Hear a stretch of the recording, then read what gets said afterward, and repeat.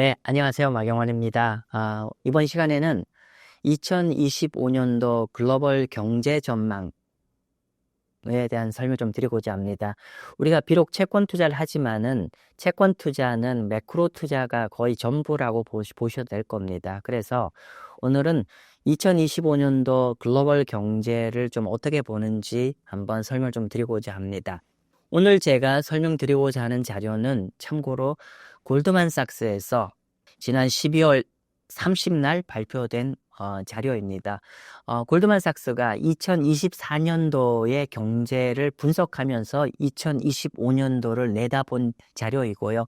탑 10 차트라는 형식으로 자료를 만들었기 때문에 제가 이 자료를 가지고 좀 2025년도 경제 어떻게 봐야 되는지 한번 설명을 좀 드리도록 하겠습니다. 자, 보시면 방금 제가 말씀드렸죠. 이게가 2024년도 탑 10 차트라고 합니다. 그러니까 이 자료를 만든 목적이 뭐냐면 24년도의 주요 흐름을 우리가 체크하고 25년도를 제대로 전망하기 위한 자료이고요. 방금 말씀드린 대로 자료 언제 나왔냐면 정말 따끈따끈한 자료입니다. 여기 보시기 커서 보이시죠? 24년 12월 30일입니다. 그죠? 그러니까 이게 미국 기준은 12월 30일이니까 12월 31일이죠. 완전히. 그래서 이 내용 한번 하나씩 보시겠습니다. 첫 번째 내용은 뭐냐면은, 첫 번째 차트는 뭐냐면은, 글로벌 성장률이 작년 초에 전망한 것보다도 결과적으로 더 성장을, 더 양호하게 했다는 게 첫 번째 슬라이드입니다. 보시는 바처럼, 이게, 왼편에 보이는 거는 글로벌 성장률인 작년 초에 블룸버그 컨센서스는 한 2% 초반 정도 글로벌 성장을 할 거를 봤는데 결과적으로 연말 정도 돼서 2% 중후반대까지 성장을 했었죠. 그리고 미국 성장률도 보면은 작년 미국 성장률은 여기 가시면은 연초에는 한 1% 초반 정도 초중반 봤는데 결과적으로 작년에 미국 한 2% 후반대까지 성장을 했죠. 이렇게 작년 안에 연초 성장률 전망이 보다 글로벌과 미국이 모두 다 성장이 더 많이 하게 됐던 이 연유는 뭐냐면 미국 때문입니다. 미국이 예상 밖의 굉장히 스트롱한 경제 성장을 했기 때문에 이렇게 작년에 연초 예상보다 경제 더 많이 성장을 했습니다. 자, 그러면 두 번째 차트는 그러면 왜 작년에 미국 경제가 스트롱하게 실질 성장을 이렇게 많이 했을까라는 얘기인데요. 크게 두 가지를 얘기하는데 그 요인으로 미국 성장이 많이 했던 요인 첫 번째 요인은 여기 생산성 증가입니다. 미국이 굉장히 여러 가지 기술 혁신이나 이런 걸 통해서 생산성이 큰 폭으로 굉장히 개선된 것 같습니다. 한번 보도록 하겠습니다. 이게 노동선 생산성인데요. 지금 보시면은 여기 짙은 색깔이 2015년, 2000년대 후반이 2010년대 후반이죠. 2015년부터 2019년까지의 생산성이고 여기 옅은 하늘색은 최근 4년간의 생산성인데 보시면은 미국을 제외한 유로존, 영국, 캐나다 모두 다 어떻게 됩니까? 2015년부터 2020년까지 과거 5년 동안이 최근 5년보다 생산성이 다 거의 반토막이 났습니다. 반면 미국은 원래 1.2%에서 1.8%로 생산성이 굉장히 좋아졌죠. 그래서 이번에 미국이 다른 나라보다도 작년 한 해 크게 치고 나갔던 첫 번째 요인은 뭐냐면은 굉장히 큰 폭의 생산성이 최근 한 1년간 큰 폭으로 늘면서 미국 경제가 예상보다 더 세게 나갔다라고 해석할 수 있고요. 차트 3은 그리고 두 번째 요인은 뭐냐? 미국 경제 첫 번째 생산성 때문에 좋아졌는데 두 번째로 미국이 당내 더 스트롱하게 나갔던 이유는 뭐냐면은 저축률 때문입니다. 뭐냐면은 지금 요 차트는 뭐냐면 미국의 저축률이 지금 계속 떨어지고 있거든요. 즉 뭐냐면 다른 국가보다 이렇게 경제를 세게 치고 나갔다는 거는 미국은 아시겠지만 미국은 소비의 나라잖아요. 미국 GDP 성장률의 70%가 컨섬션 소비인데 이 소비의 가장 큰 견인차는 뭐냐면은 쉬운 말로 하면은 저축 안 하고 다 썼어 그래요. 즉 뭐냐면 이렇게 저축률이 계속 떨어지고 있거든요. 그러면 저축률이 계속 떨어지고 있다는 건 내가 돈 번 거에서 아껴두지 않고 계속 다 썼다는 얘기잖아요. 즉 저축은 적게 하고 소비를 많이 한 게 미국 경제 성장의 주된 요인입니다. 한번 보겠습니다. 지금 보시면요. 최근 한 20년간 보시면 주요 국가들 보세요. 예를 들면 유로존 볼까요? 유로존 같은 경우는 오히려 이렇게 저축률이 계속 올라가죠. 15.6으로. 그리고 오스트리아도 계속 올라가고 있고 캐나다 다 올라가고 있어요. 근데 딱 한 나라만 저축률이 떨어졌어요. 짙은 실선 보이시나요? 여기가 미국인데 USA가 보면 최근에 다시 이렇게 줄어들고 있죠. 줄어들었었습니다. 즉 뭐냐면은 미국만 유일하게 굉장히 경제가 좋다 보니까 사람들이 경제가 걱정이 되면은 어떻게 하죠? 오히려 아껴서 저축하잖아요. 근데 경제가 그건 워낙 호황이다 보니까 저축률이 계속 떨어지고 다 소비로 연결하다 보니까 소비가 계속 증가를 했고 그 결과로 미국 경제가 굉장히 강해졌다라는 얘기고요. 좀 이게 장기 차트는 잘 안 보이실 것 같아서 오른쪽은 뭐냐면은 2019년, 그러니까 코로나 팬데믹 그 직전에 각국의 저축률 평균과 현재 저축률이 높냐 낮냐를 비교한 건데 그렇게 봤더니 확연히 보여요.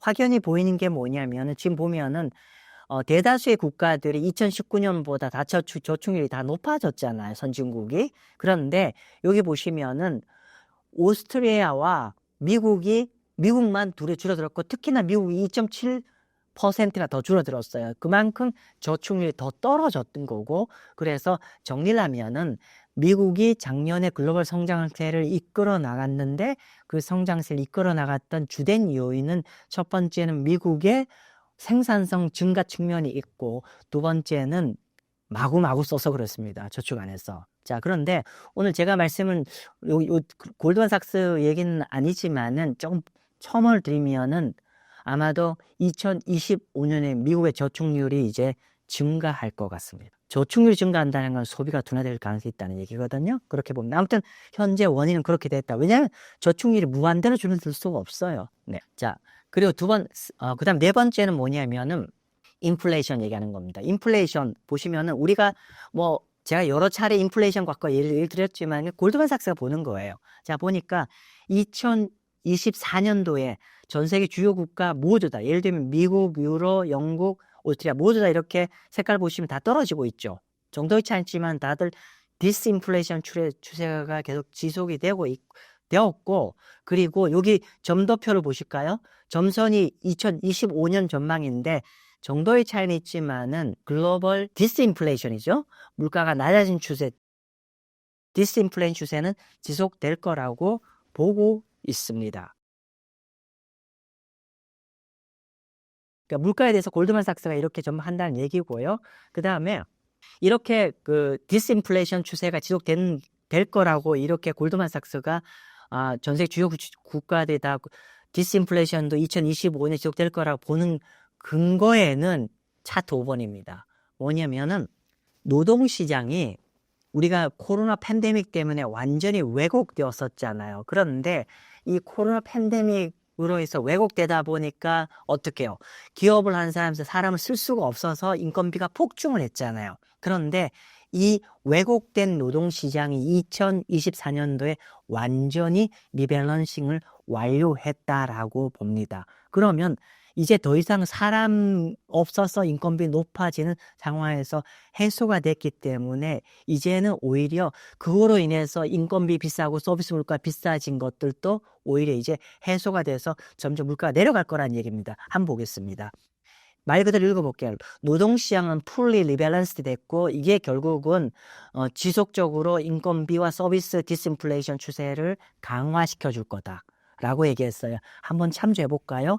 지금 보면은요, 요 검정 색깔은 2019년 평균 팬데믹 전이었고, 요거는 팬데믹 이후에 극단적으로 노동시장 얼마나 빡빡했냐인데, 지금 보면은 여기 검정색보다도 여기 회색 레이티스트 최근이거든요. 그보다 더 낮아요.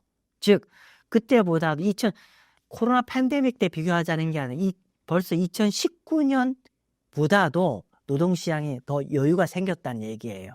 그리고 그 결과로 보시면은 골드만삭스가 그러니까 트래킹하는 웨이지 트래킹이거든요. 인건비 추세인데 보시면 아직 절대 레벨은 높지만은 지금 계속 떨어지는 추세이고 아마도 이 점선을 보시면 더 떨어질 거라 보여지죠. 즉 노동시장이 왜곡됐던 게 완전히 해소가 됐고 그러면서 이제 노동시장이 이제는 그로 인해서 물가가 인건비 비싸고 서비스 부는 거는 완전 리버스가 되어서 내년에도 그러니까 2025년에도 인건비와 서비스 물가의 그 디스인플레이션 추세는 지속될 것 같다. 그래서 4번에 이렇게 글로벌 인플레이션 추세가 계속 하락할 거라고 보는 견해로 판단하는 것 같습니다.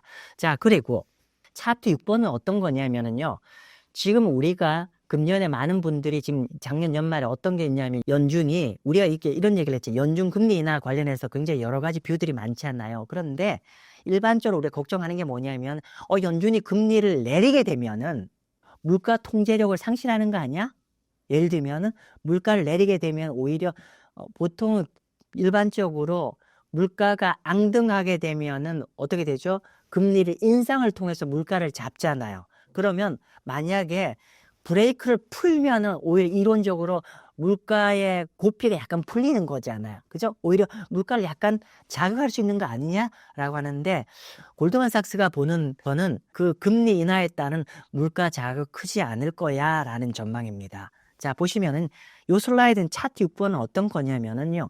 연준 금리 인하에 따라서 다른 나라의 어떤 물가에 얼만큼 자극 줄 거냐라고 봤는데 보니까 연준이 금리를 1%, 연준이 금리를 1% 내린다라고 했을 때 미국 이외의 국가들의 물가를 얼만큼 그러니까 약간 업사이드로 자극할 거냐인데 보니까 그나마 일본과 캐나다 같은 경우는 한 0.3%, 미국 금리 한 1% 내리면 한 0.3 정도는 상승으로 그러니까 영향을 줄 것 같다. 예를 들면 2%인데 한 2.3까지는 이렇게 약간 영향을 줄 수 있을 것 같다는데 다른 국가들 볼까요? 이 두 나라를 제외하고 유로존과 다른 나라 같은 경우는 설령 지금 금리 거의 안 할 거라고 금리 전망하고 있잖아요, 시장에서. 근데 만약에 4에서 3%까지 연준금리 떨어진다고 하더라도 다른 나라 물가에는 한 0.1 정도밖에 영향 안 줄 것 같다. 즉, 미 연준 금리 인하가 타국의 인플레이션 영향에 굉장히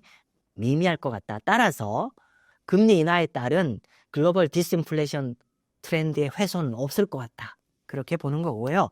일곱 번째는 뭐냐면 누가 뭐래도 2025년의 글로벌 경제의 가장 중요한 원 오브 댐으로 중요한 변수가 무엇이냐면 도널드 트럼프의 관세잖아요. 그래서 우리가 관세 정책이 아마도 2027년에 가장 중요한 변수가 될 것 같다라고 얘기를 하고 있습니다. 그래서 아마도 트럼프가 취임하게 되면 바로 즉각적으로 뭘 할 것 같냐면은 중국과 유럽 자동차에 대해서 관세를 바로 그죠? 매길 것 같습니다. 그러면 중요한 건 뭐냐? 우리가 관세 얘기하면 여러분들 자꾸 인플레이션만 얘기를 하시는데 제가 항상 드린 말씀이 뭐냐면 관세로 인한 인플레이션은 일시적이고 미미하고 장기적으로 가면 저는 디플레이션 쪽으로 봅니다. 자, 그렇게 보는데 왜 관세를 매기게 되면은 이렇게 경제에 좀 부정적이냐면은 골드만삭 자료입니다. 보실까요?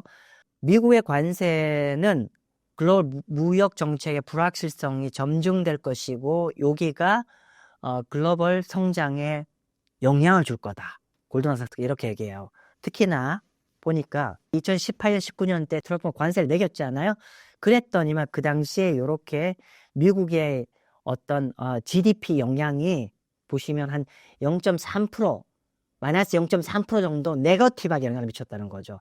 특히나 유로존에는 거의 한 0.9, 이제 한 1% 정도 네거티브하게 영향을 미치더라는 거죠. 즉, 만약에 도널드 트럼프가 일기보다 더 센 관세 정책을 영향을 준다면 결론적으로는 전 세계 교역의 경제 부정적 영향이 클 겁니다. 왜냐하면 여기 있어요. 말 그대로 정책의 불확실성이 증대하면 여기 로와 인베스트먼트, 기업들이 투자를 안 합니다. 그죠? 그렇기 때문에 전체로 보서는 이렇게 교역의 불확실성이 증가하게 되면은 오히려 투자 의욕 저하로 인해서 글로벌 교역에 부정적 영향을 줄 것 같다. 그런 거고. 그리고 여러분 주식 하시잖아요. 주식 많이 하시는 분들도 보시면 여기 이 표 차트는 뭐냐면은 현재 미국의 러셀 3000이나 유로존에 있는 스톡스 기업들이 기본적으로 우리가 이제 최근에 어닝 발표할 때마다도 그들이 어닝 앞으로 전망하잖아요. 전망할 때마다 관세나 무역 전쟁에 대한 코멘트가 굉장히 최근에 늘고 있죠. 즉, 어닝 발표할 때 관세나 무역 전쟁의 코멘트를 자꾸 늘고 있다는 건, 그게 불거지면은 우리 기업들의 어닝이 둔화될 수 있다라는 거에 함의가 되겠죠. 그렇게 고민하는 게 최근에 굉장히 커지고 있죠. 이렇게 언급하는 코멘트 수가. 그래서 오히려 관세라는 게 단순하게 일시적인 우리가 이제 인플레이션 우려감만 좀 생각하는데 생각보다 그 영향 크지 않을 거고 오히려 글로벌 전체 경제에 부정적 영향이 클 가능성이 높다는 것도 우리가 주목을 해야 된다. 그런 거를 골드만삭스가 얘기를 하는 거고요. 8번째로 방금 말씀드린 대로 관세가 인플레이션 영향은 좀 제한적인 것 같아요. 리미티드. 너무 큰 걱정 안 하셔도 됩니다. 자, 제가 이제 그동안 제가 얘기했는데 이제 골드만삭스를 한번 보겠습니다. 보니까 지금 골드만삭스가 말 그대로입니다. 한번 제가 읽어볼까요?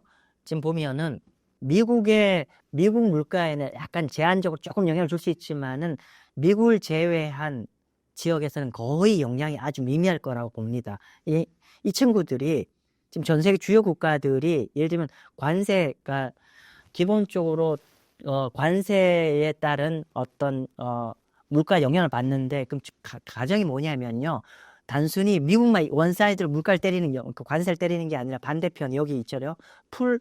리탈리에이션 보복 관세가 들어오잖아요. 그러니까 보복 관세가 들어온다는 가정을 했을 때 상호 이렇게 치고받고 한다고 했을 때 전체 물가 영향입니다. 그랬더니만 미국이 좀 상대적으로 높아요. 상대적으로 만약에 풀로 때리고 주고 이렇게 한다고 했을 때 미국이 좀 물가에 그나마 좀 제일 영향을 받는데 한 0.25, 26 정도 물가에 약간 업사이드로 영향을 줄 것 같다는 거고요. 반면 나머지 모든 국가들을 전체를 따져보니까 한 1%, 그러니까 죄송합니다.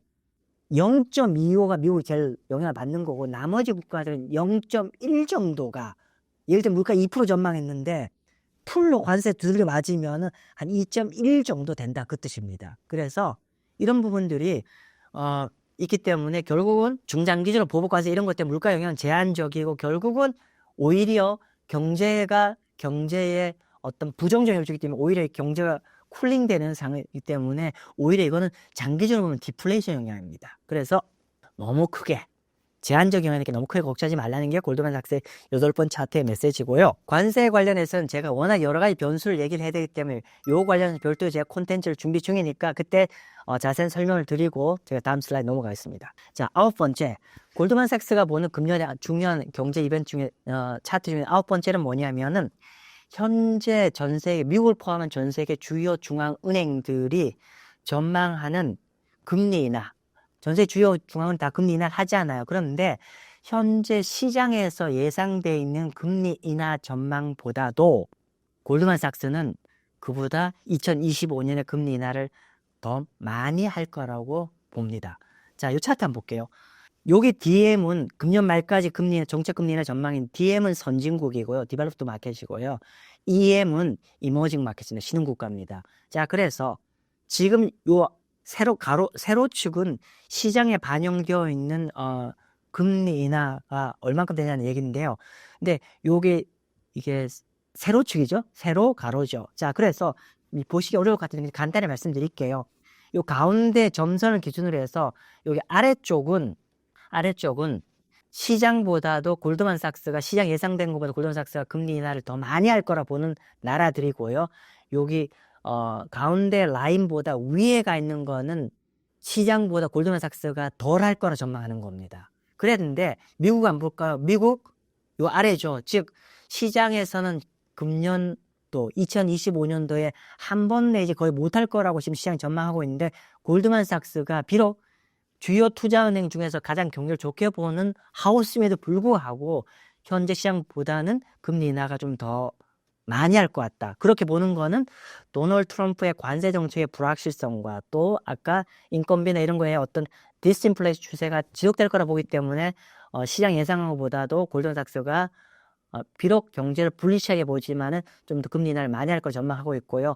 이머징 마켓 국가 보겠습니다. 이머징 마켓 국가도 지금 보면은 요게 사우스 코리아죠. 요 점입니다.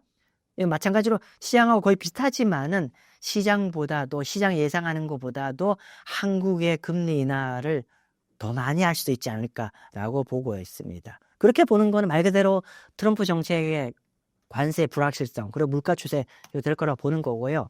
마지막 차트 길게 오셨죠?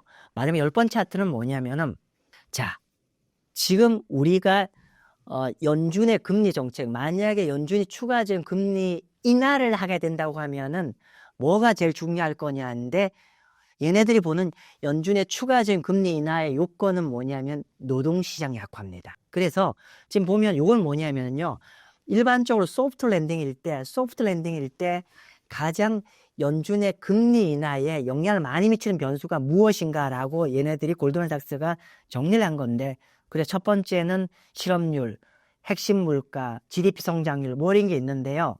결론적으로는 보시면 가장 크게 소프트 랜딩 사이클에서 가장 크게 영향을 미치는 금리 인하 변수는 뭐냐면은 이거랍니다. 실업률. 제가 계속 말씀드리고 있죠. 실업률 예상보다 크게 점프하면 금리 인하 할 수밖에 없다. 골드만삭스 그렇게 보고 있고요.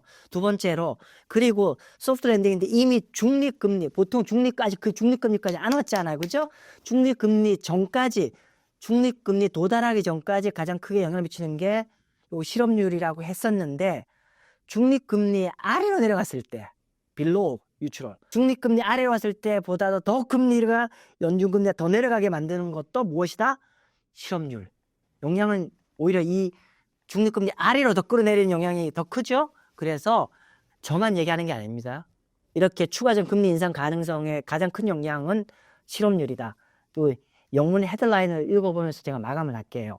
자, 우리는 노동시장이 아마도 금년에 계속 인크리멘트 추세적으로 더 나빠질 가능성을 보고 있는데 이게 금년의 위험 요인으로 보고 있고 이게 결국은 연준이 금년도의 시장 예상보다 추가적 금리 인상을 더 자극할 것 같다. 예. 뭐 제가 방금 한 10가지 정도 골드만삭스 얘기를 가지고 쭉 한번 정리를 해드렸잖아요. 그래서 마지막 한 번만 또 간단히 말씀드리면은 제가 10가지 하다 보니까 여러분 잊어버리셨을 것 같아. 그죠? 그래서 간단히 한번 볼게요. 자, 첫 번째는 골드만삭스가 본 게 금년에 2024년 작년에 글로벌 성장률이 예상보다 더 많이 성장을 했어요. 그죠? 더 많이 성장했는데 그 이유는 미국 때문이더라. 근데 미국이 왜 더 성장했니? 라고 했을 때 두 가지 요인이더라. 첫 번째는 미국의 생산성이 크게 다른 나라는 생산성이 다 이렇게 지난 10년 사이에 많이 가라앉았는데 미국 생산성이 더 미국 더 좋아졌고 두 번째는 미국이 저축을 안 해요. 저축을 안 하고 굉장히 저축이 떨어지면서 안 한 것만큼 소비를 굉장히 많이 해서 경제가 좋아졌는데 아마도 이거는 금년에 리버스가 될 것 같습니다. 아무튼 이런 요인 때문에 미국이 세게 나갔는데 그 요인 중에 하나가 금년에 리버스가 될 것 같다. 그죠? 그리고 네 번째는 글로벌 물가 추세 뭐 우리가 설왕설래하지만 여전히 작년에 크게 물가 떨어졌고 내년에도 더 내년이 아닌지 2025년에도 디스인플레이션 추세는 지속될 것 같다. 그렇게 보는 논거 중에 하나가 팬데믹 때문에 꼬였던 노동시장이 완전히 정상화됐기 때문에 그로 인해서 그동안 인건비와 서비스 물가가 비쌌는데 이게 지금 계속 안정화되고 이게 2025년에도 물가가 계속 안정화될 거다. 그래서 디스인플레이션 추세가 될 것 같다. 여섯 번째, 금년에 금리 인하하게 되면 오히려 물가 자극할 것 같지 않겠냐는데 그 금리 인하에 따른 다른 나라 물가 자극은 굉장히 제한적이다. 그리고 2025년에 글로벌 경제의 가장 큰 변수는 도널드 트럼프의 관세인데 이게 글로벌 교역의 불확실성을 가중시키고 이게 글로벌 경제에 먹구름을 낄 가능성이 높고 만약 이렇게 됐을 때 우리가 주식하시는 분도 고민 좀 하셔야 된다. 그런 얘기를 하는 거고 그리고 트럼프 정책, 관세 정책이 주는 인플레이션 영향은 일시적이고 제한적이기 때문에 오히려 전 세계적으로 평균 한 0.1% 정도만 올린 효과니까 너무 크게 걱정하지 않아도 될 것이고 글로벌 경제 불확실성이 중장기로 가면 오히려 디플레이션 영향이 있을 거니까 너무 크게 걱정 안 해도 될 것 같다. 그리고 아홉 번째는 전 세계 주요국가 금리 인하를 금년에 할 것 같은데 현재 시장에서 예상되어 있던 금리 인하 속도보다도 골드만삭스는 아마도 금년에 금리 인하 그보다는 더 많이 할 것 같다. 그렇게 보는 견해는 트럼프 정책에 대한 어떤 불확실성으로 초래된 경제와 디스인플레이션 추세가 지속될 거니까 그보다는 금리 인하를 좀 더 낮은 폭으로 낮은 레벨로 할 것 같다.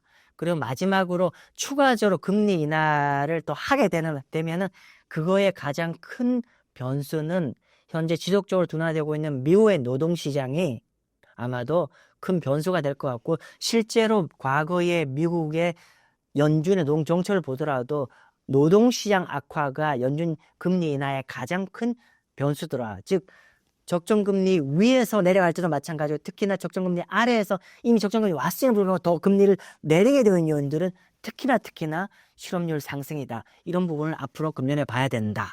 제가 오늘 골드만삭스 가지고 설명드렸어요. 제가 오늘 골드만삭스를 가져온 이유가 있어요. 골드만삭스가 일반적으로 투자은행 중에서 경제를 가장 불리시하게 보는 하우스입니다. 그래서 경제를 가장 불리시하게 보는 데가 매크로를 어떻게 보고, 그리고 특히 매크로라는 게 물가와 노동 부분이잖아요. 그래서 이런 부분들을 어떻게 보냐를 가지고 우리가 채권 투자에 어떤 시사점을 갖고 있는지 한번 보려고 했고요. 제가 기존에 말씀드렸던 뷰와 골드만삭스 뷰 크게 다르지 않은 것 같습니다. 참고하십시오. 네, 감사합니다.